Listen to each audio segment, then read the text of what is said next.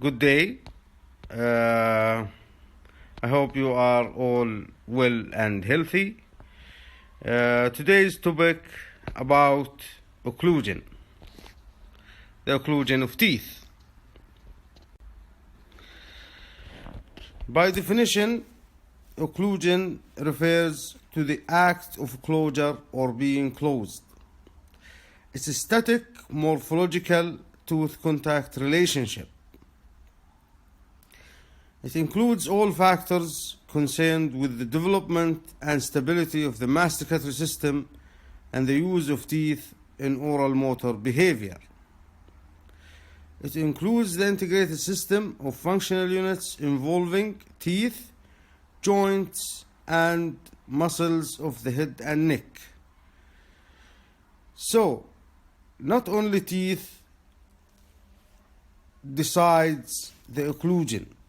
The occlusion is decided by the integration of three things: the teeth, joints, here we are referring to the temporomandibular joint, and the muscles of the head and neck that are involved in this area. Now we'll talk about some concepts of occlusion. We will discuss a number of terms related to occlusion. When we say balanced occlusion, what do we mean by that? It means bilateral contacts in all functional excursions. This kind of occlusion is important in complete denture prosthesis.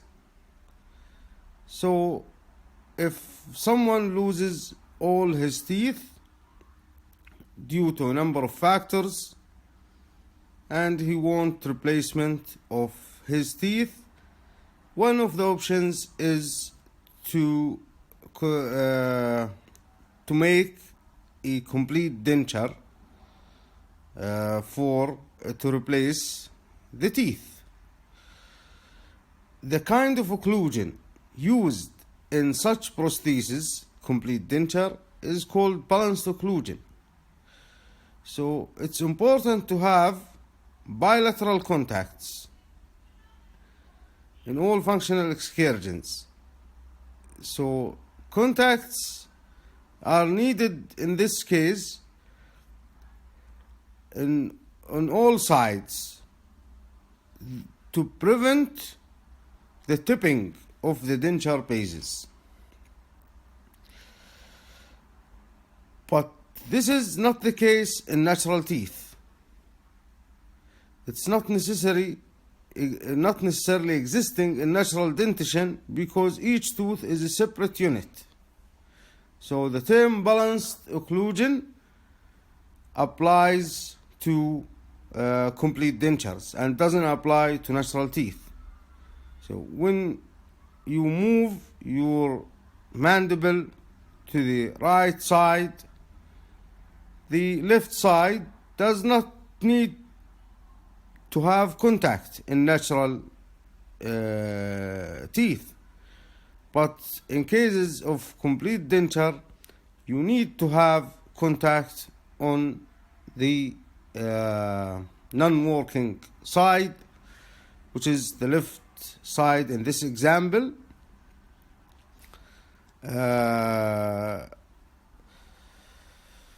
To prevent the tipping of the denture. So the idea, if you move to one side, you need contact on both sides, on the sides you are moving to and the other side, to prevent the tipping. And this is not the case in natural teeth. Now we'll talk about the term intercuspal position. It's the relationship between teeth when they are in maximum intercuspation. When the cusps hit the opposing fossae, when the cusps of teeth, we'll explain later the functional cusps.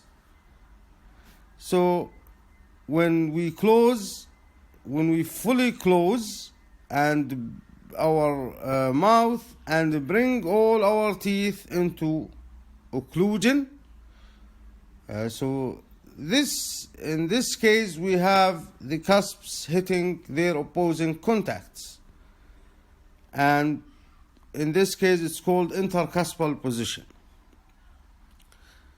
There is also a term called centric occlusion.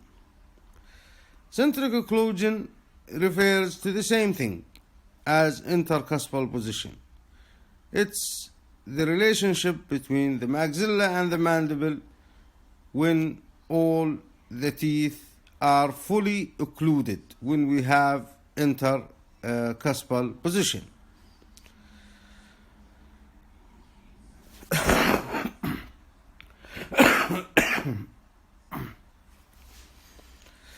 These concepts are developed in relation to orthodontics, complete dentures, and full mouth rehabilitation, and none of them are completely applicable to natural dentition. Now we will talk about an overview of primary occlusion. Each tooth occludes with two teeth of the opposing jaw. That's the rule, but we have exceptions. What are the exceptions? The exceptions are the mandibular central incisor. It occludes with just the maxillary central incisor. And the second exception is the maxillary second molar. Maxillary second molar occludes only with the mandibular second molar. This is in case that we do not have third molars erupted and are in occlusion. If we have the third molars erupted and in occlusion, then the exception will be the maxillary third molar. So the general term, sometimes the general rule is said to be the last maxillary molar instead of specifying maxillary second molar. So if the last maxillary molar present is the second molar, then it's the maxillary second molar. If the last maxillary molar present is the maxillary third molar, then the exception would be, in this case, the maxillary third molar. Occlusion is supported and made more efficient after the eruption of first permanent molars. That's why the first permanent molars are considered as the keys of occlusion. Interdental spacing is important for future sufficiency of space in permanent teeth. If we have interdental spacing between primary teeth, then this is good. This is good to accommodate the permanent teeth when they erupt, so that when they erupt they are not crowded. If we don't have spacing between the primary teeth, then there is a high chance of a crowding when the permanent teeth erupt, because as we know, permanent teeth are larger than primary teeth. Probability of crowding in permanent teeth is related to the amount of interdental spacing in the primary dentition. So the more the space in the primary dentition, the less crowding of permanent teeth. And the opposite is true. Now we will talk about primary molar relationship. It's the relationship between or the type of occlusion in the primary dentition. It's also referred as terminal plane relationship. It's the relationship between the distal side of the upper last molar with the distal side of the lower last molar. So upper second molar with lower second molar primary, how their distal sides are related. When they are in line with each other, like the situation here, this is called flush end. When the lower second molar is in distal relation to the upper second molar, then it's called distal step. When the lower molar in mesial relation with the upper second molar, then it's called mesial step. How is this important for the permanent dentition? Terminal plane relationship is for the primary dentition. But how is this important to the permanent dentition or to the occlusion in the permanent dentition? The importance of this is because the terminal plane relationship in the primary dentition, the type of the relationship may predict the type of occlusion in the permanent dentition. And in case if the predicted type is not the normal occlusion, then this is a signal for the orthodontist to take action earlier to correct the occlusion. So it helps in the decision earlier. In case of flush end relationship, in 56% of cases, the occlusion in the permanent dentition will be class 1 angles molar relationship. Class 1 molar relationship in the permanent dentition means when the tip of the mesobuccal cusp of the upper first molar is in line with the mesobuccal developmental groove of the lower first molar permanent. This is class 1. Class 1 is the normal occlusion in the permanent dentition. Class 2 is expected in 44% of cases. In 44% of cases of flush end, we will end up in the permanent dentition with class 2 molar relationship. Class 2 here refers when the mesobuccal cusp tip, the tip of the mesobuccal cusp, is in an anterior relationship to the mesobuccal developmental groove. If this is the tip of the mesobuccal cusp, the in occlusion, the mesobuccal developmental groove is here. Mesobuccal developmental groove is here. The tip of the buccal cusp is more anterior than the class 1 molar relationship. Class 2 is not normal. The normal is class 1. So it's abnormal occlusion, class 2, and also class 3 is abnormal occlusion. Only class 1 is the normal occlusion. So when you have a flush end terminal relationship, then you expect to have in 44% of cases, in about 44% of cases, to end up with a class 2. Distal step, which is B here, in all cases, in the permanent dentition, you will end up with a class 2 molar relationship. So here it's guaranteed that you will have a class 2 type malocclusion.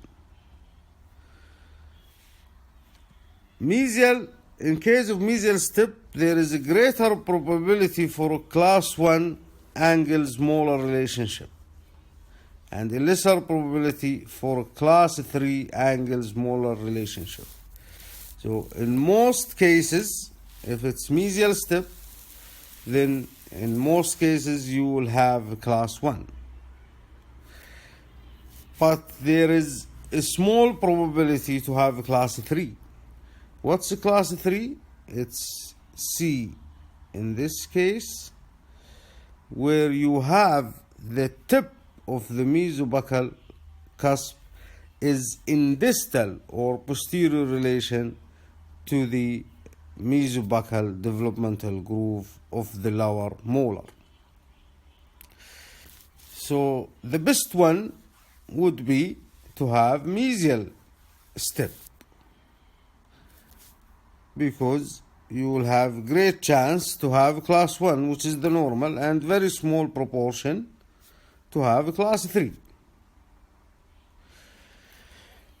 The second best one is flush end, because in 56% of cases you will have a class 1, and in 44% of cases is to have class 2. And the worst one is distal step, because this is guaranteed to end up with class 2 malocclusion.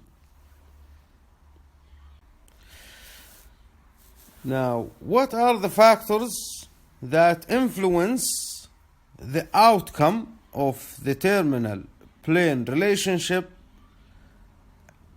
and how is it related to the occlusion in the permanent dentition? Like, why, for example, when we have flush end, not all the cases will be class 1? As we mentioned before, 56% will be class 1 and 44% will be class 2. Why? It's not decided that all of them are class 1 or all of them are class 2. And the same thing applies to the mesial step. The mesial step, as we said, a larger proportion will be class 1 and smaller proportion will be class 3. This is so the factors influencing the effect of terminal plane relationship on angles molar population, angles molar relationship includes differential growth of the jaws, because the upper jaw and the lower jaw, they do not grow in the same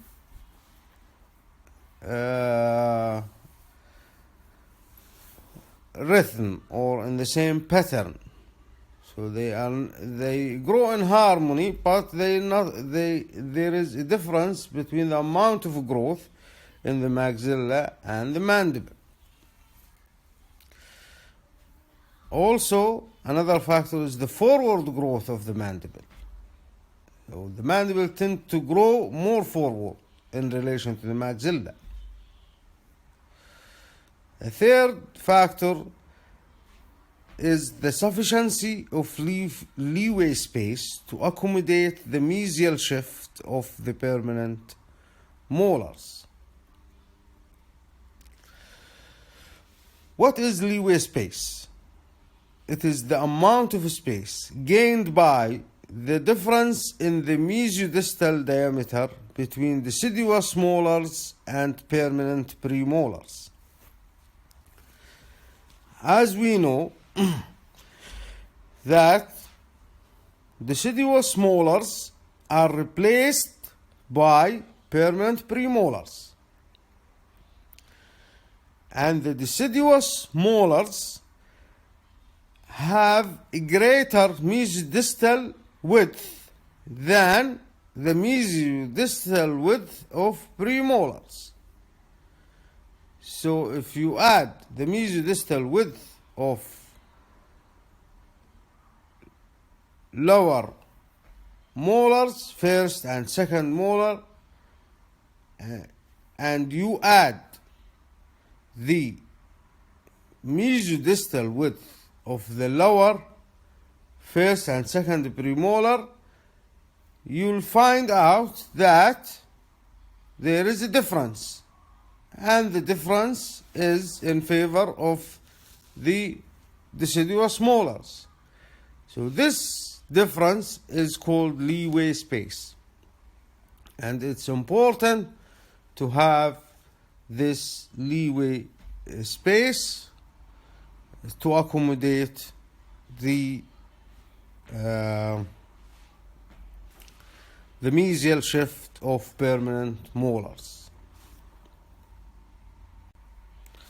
In the permanent dentition, we have different types of occlusion. We have anterior-posterior relationship, and we have facial-lingual relationship. And also in the anterior-posterior relationship, we have three types of occlusion. We have incisor relationship, canine relationship, and molar relationship. For the incisors, we have class 1, class 2, and class 3. Always class 1 is the normal. Class 2 and class 3 are the abnormal. And in general, class 2 means the lower teeth are in distal relationship to the upper teeth. Class 3 is the opposite. Lower teeth are in more mesial or more anterior relationship to the upper teeth as compared to class 1. No. It's always important to decide what is the definition of class 1. Then class 2 is distal to class 1, and class 3 is mesial to class 1.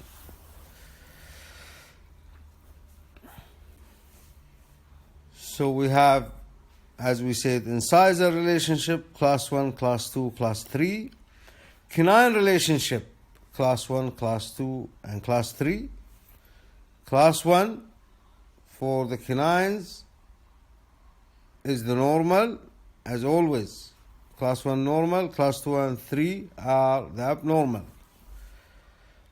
Molar relationship, it's also called angles classification. So we have angles class 1, class 2, and class 3. In the same patient, you may have class 1 molar relationship on the right side and the class 2 on the left side. You may have in the canines class 3. In the anteriors, you may have class 1 or 2. So we cannot say that this patient has a class 1 relationship. We should specify, like this person have class 1 incisor relationship. This and also class 1 canine relationship on the right side. Class 1 relationship on the left side. Class 1 molar relationship. Or you say angles. When you say angles relationship, it's known that's molar relationship. Class 1, and he has class 1 molar relationship on the right side, and class 2 molar relationship on the left side. So we should be specific. The other thing is the facial-lingual relationship, and this applies to premolars and molars. For the incisors and canines, because they do not have occlusal surfaces, so this is not used for incisors and canines. Premolars and molars, because they have occlusal surfaces, then they are also related facial-lingually. They have facial-lingual relationship, and we will discuss this in the coming slides. Now we will talk about the incisor relationship in the permanent dentition. As we said before, we have the normal class 1 incisor relationship. We have class 2 and the class 3 relationships. Class 2 and 3 are abnormal. So what's a class 1? Class 1 is this situation here, where we have the overjet,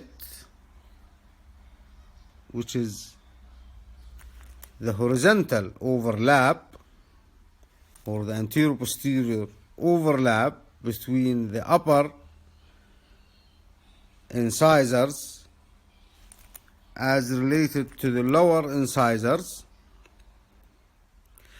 in the range of 2 to 3 millimeters. So the normal overjet is 2 to 3 millimeter, and the overbite, which is the vertical overlap between the upper and lower incisor, in the range of 2 to 4 millimeters. So if we have normal overjet and normal overbite, then it's class 1 normal relationship. Class 2 is when we have an overbite greater than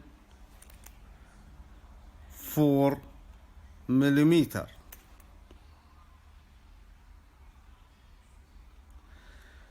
Whether the overjet is normal or increased. That's why we have two types of class 2. In both types, the overbite is increased, but the overjet, if it's increased, then it's a class 2 division 1. This case here is a class 2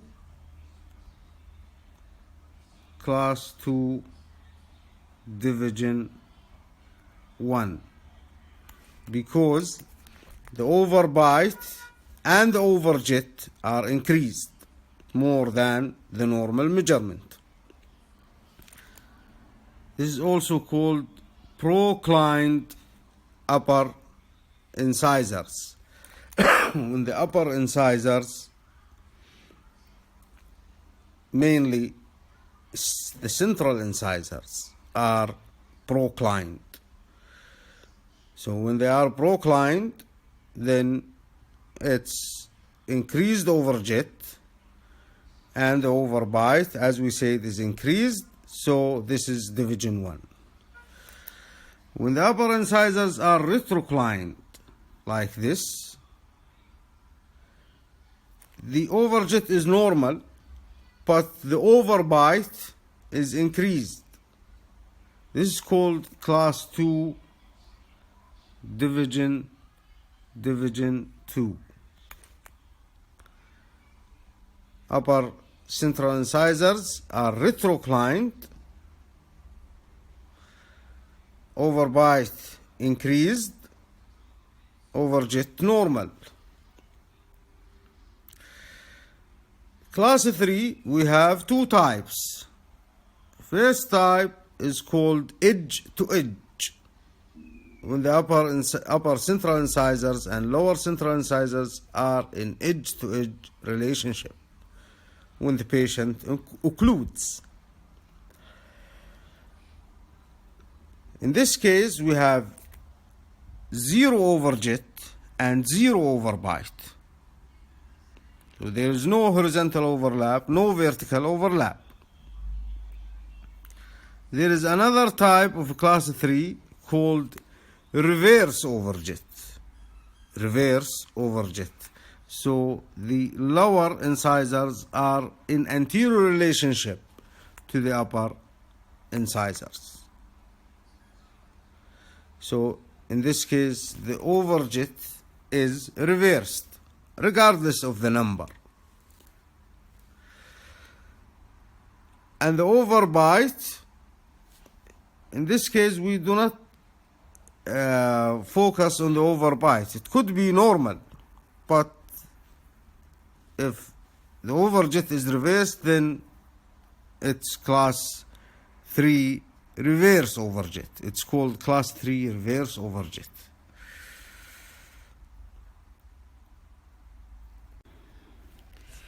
Here we see a representation where there is no increase in the overjet beyond normal. So in this case, where it's called none, means none increase in the overjet. So the overjet is from 2 to 3 millimeter. Here is a moderate increase in the overjet. And here is an excessive increase in the overjet. And we see this, as we mentioned before, in class 2 division 1. Class 2 division 1. Here we have normal overbite, and here we have moderate increase in the overbite. This case here is an example of a class 2 division 1, where we have increased overjet and increased overbite. In this case here, we have increased overbite, but the upper teeth are retroclined. And you can see here lateral incisors are slightly proclined in relation to the central incisors. This is a class 2 division 2. We have increased overbites, and you notice here that the upper central incisors are completely covering the lower central incisor. So there is an excessive amount of increase in the overbite. But the overjet is normal because they are retroclined. And we know they are retroclined because the laterals are standing out proclined, meaning the centrals are retroclined. Now we'll talk about the canine relationship in permanent teeth. We have class 1, class 2, class 3. class 1 is the normal, and the definition of class 1 canine relationship is when the upper canine occludes between the lower canine and the lower first premolar. In the embrager here, the tip of the cusp of the upper canine is in line with the embrager between the lower canine and lower first premolar. This is the normal. In class 2, the tip of the upper canine is in more anterior relationship to the as compared to class 1. And in class 3, it's the opposite. So the tip of the cusp of the upper canine is shifted backward as compared to the normal relationship. We apply this to the cases here. So in the first picture here,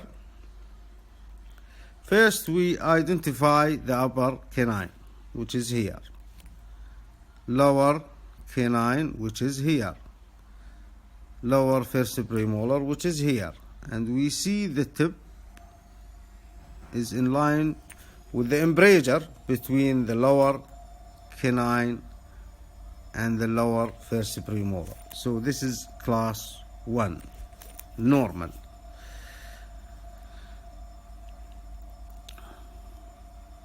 Second picture or second case, first of all we identify the upper canine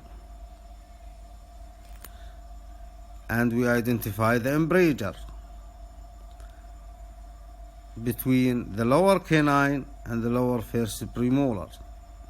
This red line is the embrager between the lower canine and lower first premolar, and this red line here is the tip of the upper canine. So you see they are not in line. The upper canine more in anterior relation. So this means it's class 2 canine relationship. The third case here, first we identify the upper canine. This is the tip of the upper canine. See, this is the line demarcates the tip of the upper canine.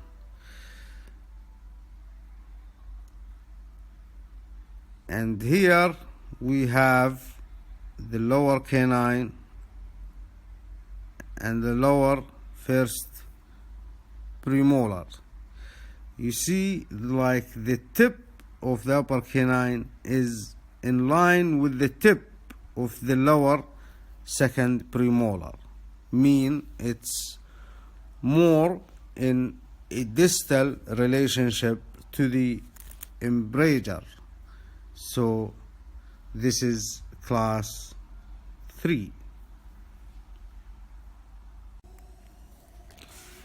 Now we will talk about the molar occlusion relationship, or it's called angles classification.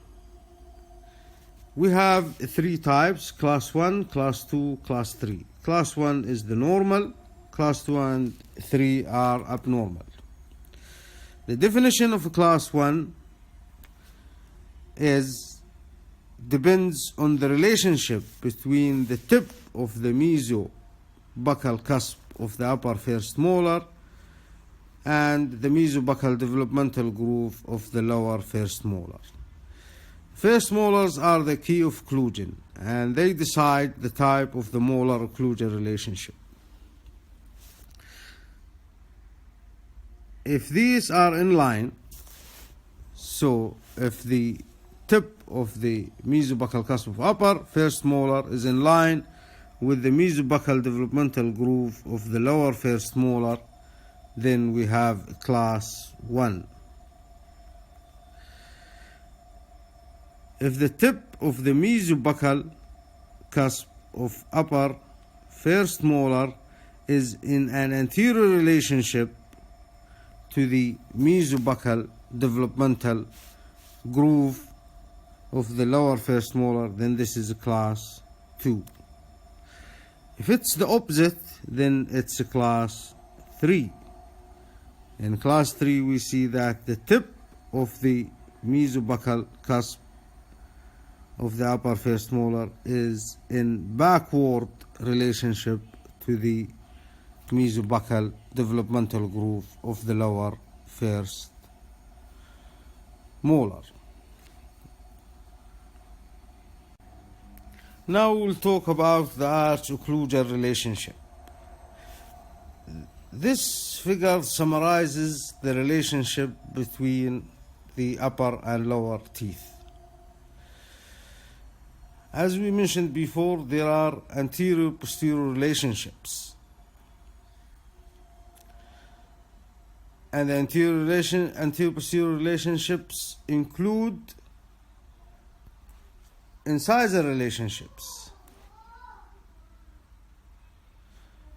This is class 1 incisor relationship when the teeth are viewed from front.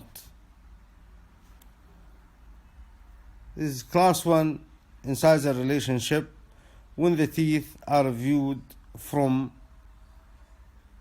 the side, profile view. And this is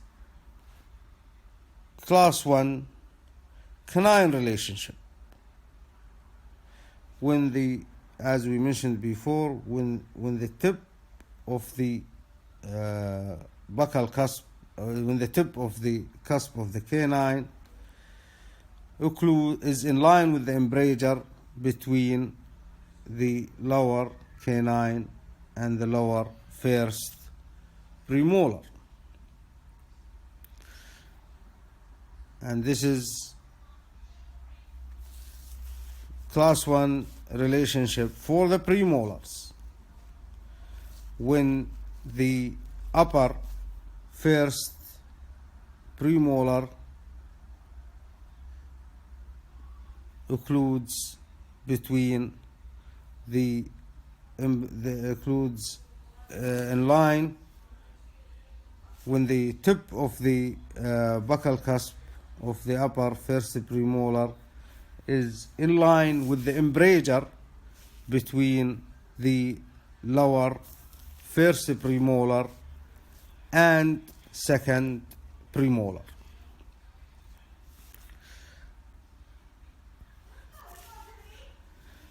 This is facial-lingual view. Facial-lingual view tells you about the facial-lingual relationship between upper first premolar and lower first premolar. And you see that the buccal cusps of upper premolars are in a facial relation, more buccally situated when they occlude with the buccal, when they occlude with the lower first premolars. So the buccal cusps of upper are in buccal relation to the buccal cusps of lower premolars. This is the normal. They should not be edge to edge. This is class 1 anterior-posterior molar relationship where we see the tip of the mesobuccal cusp of the upper first molar in line with the mesobuccal developmental groove. This shows you facial-lingual relationship between molars. Same idea, buccal cusps of upper molars are in buccal relation to the buccal cusps of lower molars. And lingual cusps of upper molars are in buccal relation to the lingual cusps of lower molars. And this brings us to the idea of functional cusps. The facial-lingual relationship shows you what are the functional cusps. So if you look closely here, you see that the buccal cusp of the lower first premolar hits the fossa in the occlusal surface of the upper first premolar. This means that the buccal cusp here is a functional cusp. The buccal cusp of the lower is a functional cusp, while the buccal cusp of the upper doesn't hit a fossa, so it's not a functional cusp. Same thing applies for molars. There is a rule called the Bull rule. Buccal of upper, lingual of lower. The buccal cusps of upper molars and the lingual cusps of lower molars are non-functional cusps. They do not hit opposing fossae. And you see this here, the buccal cusp of uppers, lingual cusp of lowers do not oppose a fossa. So the opposite of this rule is the functional cusps. So the lingual of upper and the buccal of lower are the functional cusps. The buccal of lower hit fossa, hit the occlusal table, the fossa and the occlusal table, and the lingual of upper hit the fossae in the occlusal table of the lower. So that's why they are called functional cusps. Now we'll talk about the curves of occlusion. We have the curve of Spee, curve of Wilson, and the sphere of Monson. The curve of Spee describes the anterior-posterior alignment of teeth. They are not aligned on a flat line. They are instead aligned in a curved line. This is what's meant by curve of Spee. Curve of Monson is better described when viewing the teeth in the facial-lingual plane. It shows that the cusps of the buccal and lingual cusps of upper molars and lower molars are not on a flat line. They are related on a curved line. So this is what's meant by the curve of Wilson. Sphere of Monson, it's same idea as the curve of Wilson, but it shows this arrangement in a 3D structure. So here you see that the cusps of the lower posterior teeth are arranged to fit the surface of a sphere. This is the sphere. So the sphere can rest on them. So they fit the spherical surface. That's why it's called sphere of Monson. It's the same idea as curve of Wilson, but curve of Wilson describe it in a 2D pattern, and the sphere of Monson describe it on a 3D pattern. Now we will talk about the inclination and angulation of the teeth. As you see here in this figure, here it shows the inclination and angulation of upper teeth when viewed from anteriorly, and this shows the inclination and angulation of upper teeth when viewed from the side. As we notice here, that teeth are not aligned in straight lines.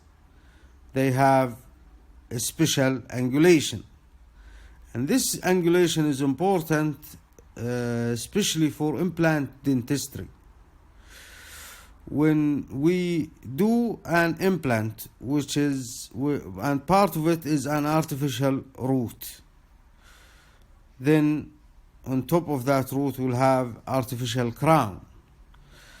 The artificial root should be aligned in the same way as natural teeth, so that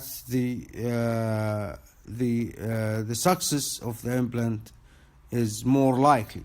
If it's oriented in a wrong way, then the outcome will not be satisfactory. So we should keep those, we should familiarize ourselves with the orientation of teeth when viewed from anteriorly and when viewed from the side.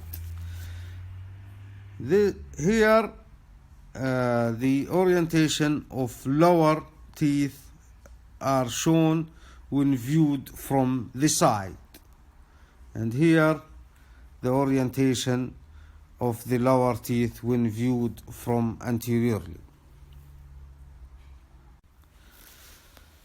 Continuing with the inclination and angulation of teeth, there are some general rules about the inclination and angulation of teeth. Mandibular arch is wider than the maxillary arch in general. Each tooth must be placed at the angle that best withstand the line of forces brought against it during function. So this is very important. The angulation of the tooth is the natural angulation of teeth is the best way to withstand the occlusal forces. And if the tooth is placed at a disadvantage, its longevity may be at risk. This is important, as we mentioned before, when considering implants, dental implants. If we place them not in the right direction, so they are placed at a disadvantage, and they will fail ultimately due to occlusal forces, because the new location is not the best to withstand occlusal forces. If you replicate the natural orientation, then you will have better withstanding of occlusal forces.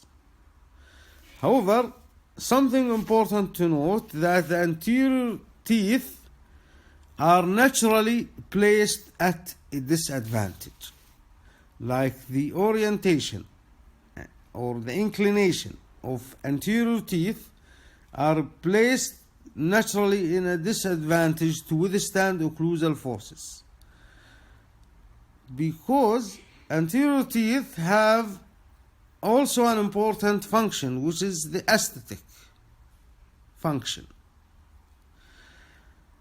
So we have to pay attention not to bite hard food or hard objects on anterior teeth, because they are not placed in a direction to withstand high occlusal loads. So we should be careful when not to bite hard objects on anterior teeth. However, when we do implants, we also should place them in the same way as natural teeth. Although this is advantageous, but because anterior teeth have an important function other than chewing, we don't use them for chewing, just for cutting some food, but not hard food. You should avoid hard food, to cut hard food with anterior teeth, whether it's natural or an implant. And because the posterior teeth, premolars and molars, are the ones that are involved in the chewing process, and that's why they are placed in the best way to withstand occlusal forces. Now we'll talk about the term antagonists. With the exception of mandibular incisors and maxillary third molars, each tooth contacts two antagonists in the opposing arch. So the antagonist for the lower central incisor is the maxillary central incisor, and the antagonist for the maxillary third molar, if it's the last molar, is the lower third molar. If the third molars are missing, then the maxillary second molar has one antagonist, which is mandibular second molar.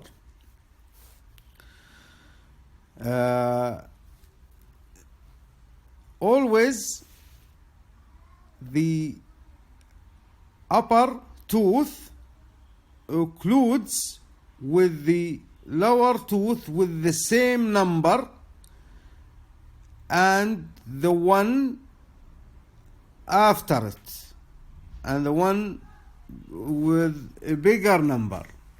Like if the upper tooth is in, and the lower occludes with the lower tooth in, and in plus 1. To apply this, upper canine occludes with lower canine and lower 4.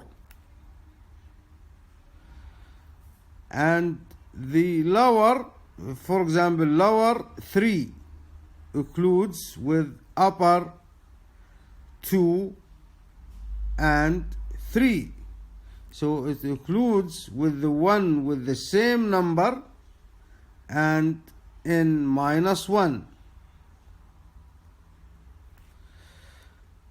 Except the exceptions we mentioned before.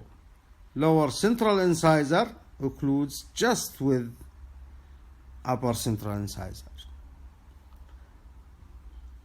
Upper third molar occludes just with lower third molar. Loss of one tooth keeps the adjacent tooth in contact with the opposing antagonist. This is the importance for the each tooth to have two antagonists to prevent over eruption. For example, if we lost the lower 4, the lower 4 is in contact with upper. Lower 4 is in contact with upper 4 and 3. If we lose the lower 4,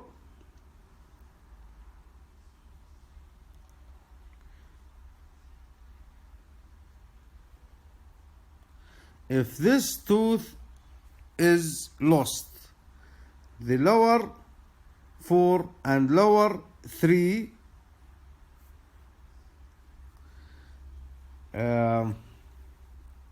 if the opposing teeth tends to over erupt and they only have one contact, then there is nothing to stop them from over eruption and the closure of space. But if there are two, then this will prevent them from over eruption. We have a problem with the lower central incisor. Its opposing tooth is upper central incisor. If this is lost, then there is nothing to stop it from over eruption, and then it will close the space eventually if it's left. That's why if the upper central incisor is extracted to prevent the over eruption of the lower, we need to do the replacement of the upper central incisor as soon as possible to prevent over eruption of the lower central incisor. Mesial or distal drifting into the space disturbs occlusal contact with antagonist teeth. So the general rule, when one of the teeth is lost, extracted, then it has to be replaced as soon as possible. Why? Because the teeth tend to close the space. The teeth posterior to it tend to drift mesially, and the teeth mesial to it tend to drift distally, and the opposing tooth tend to over erupt. And all these movements will disturb the occlusion, the whole occlusion. And we will have temporomandibular joint problems when the occlusion is disturbed. So the golden rule is any tooth lost should be replaced as soon as possible. If it's like left for about 3 months, this will not make a big problem. But if it's left longer without replacement, then the problems start to take place.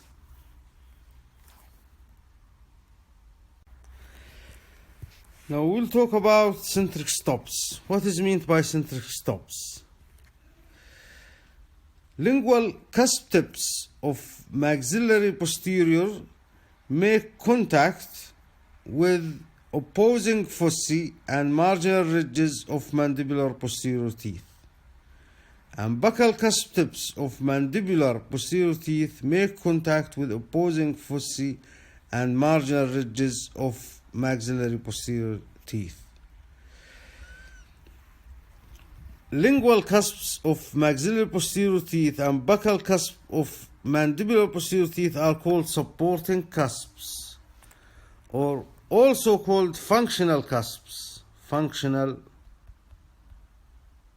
cusps. You remember the bull rule. Bull rule is for non-functional cusps or non-supporting cusps. The opposite of the bull rule. Bull rule means buccal of upper, lingual of lower. Buccal of upper posteriors, lingual of lower posteriors.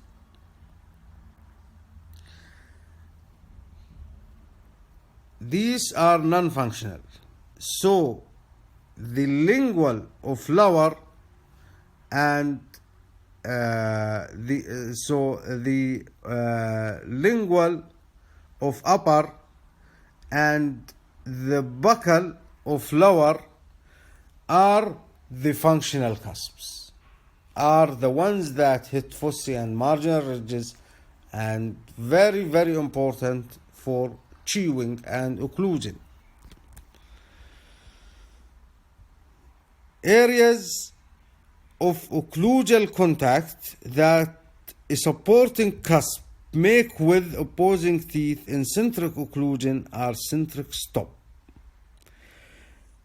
And the tip of that cusp is also a centric stop. So to define a centric stop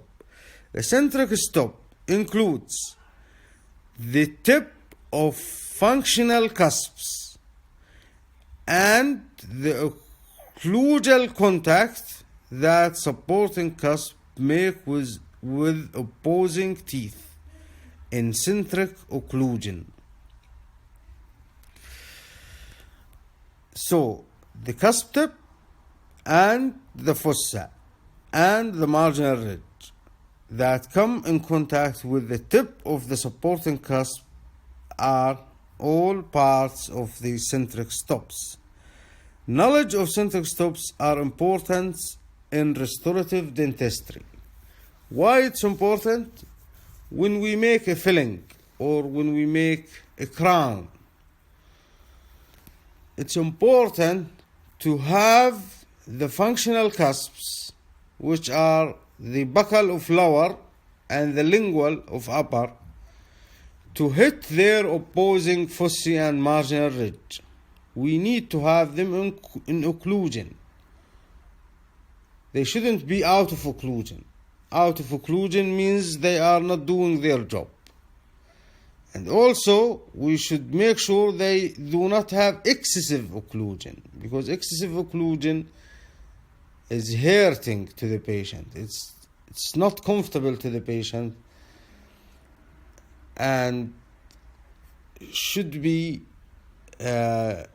smoothened, or some parts of these high areas of high occlusal loads should be modified so that the amount of occlusion is within the normal. So the occlusion should be distributed.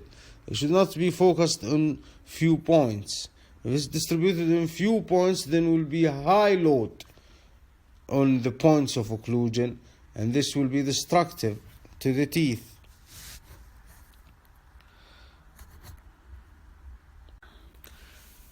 Now we'll talk about movements away from centric occlusion. This is the centric occlusion, normal centric occlusion between upper first molar and lower first molar. In this case, we have the buccal cusp of upper first molar in buccal relation to the buccal cusp of the lower molar. The tip of the buccal cusp hit the tip of the buccal cusp of the lower molar hit the opposing fossa, because it's a functional cusp, and the tip of the lingual cusp of the upper hit the opposing fossa, and the lingual cusp of the lower is in lingual relation with the lingual cusp of the upper. This is the eccentric relation. And here we have movement away from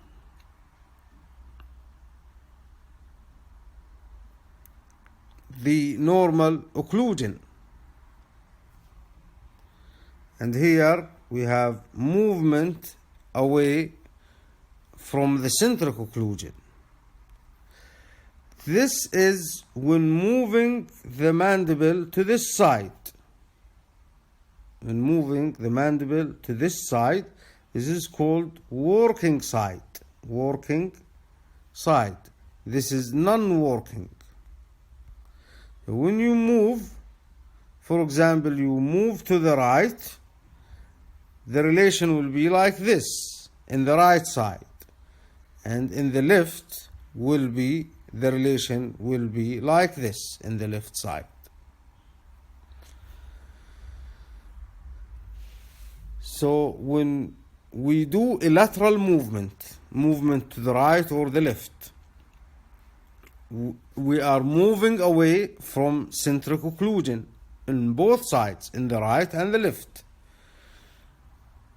In the working side, the relation will be like this, and in the non-working side, the relation will be like this. In complete denture, they do not use they also use the term balancing side and non-balancing side.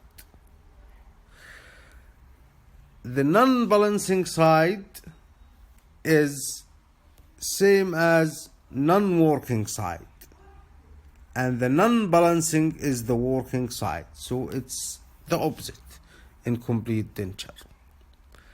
And the contact is maintained on both sides to prevent the tipping of the denture. When we move the mandible laterally, this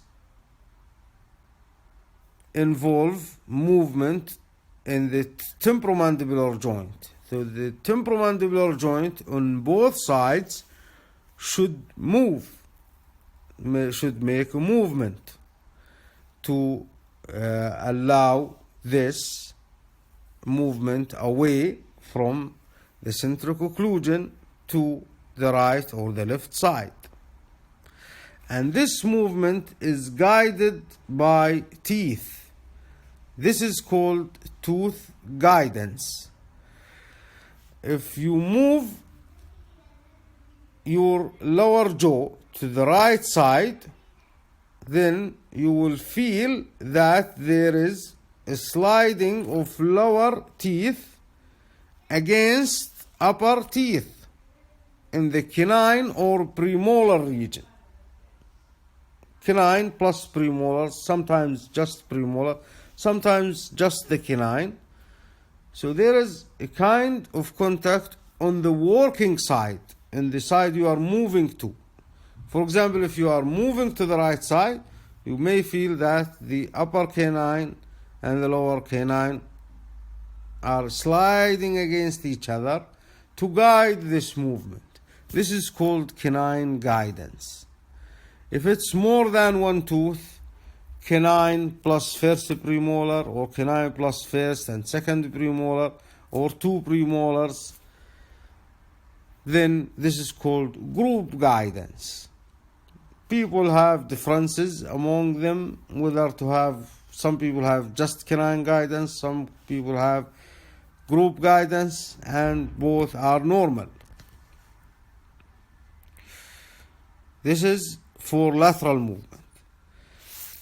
Protrusive movements, when we move the lower jaw anteriorly, and this movement is guided by the incisors, the contact of the incisors. It's called incisal guidance.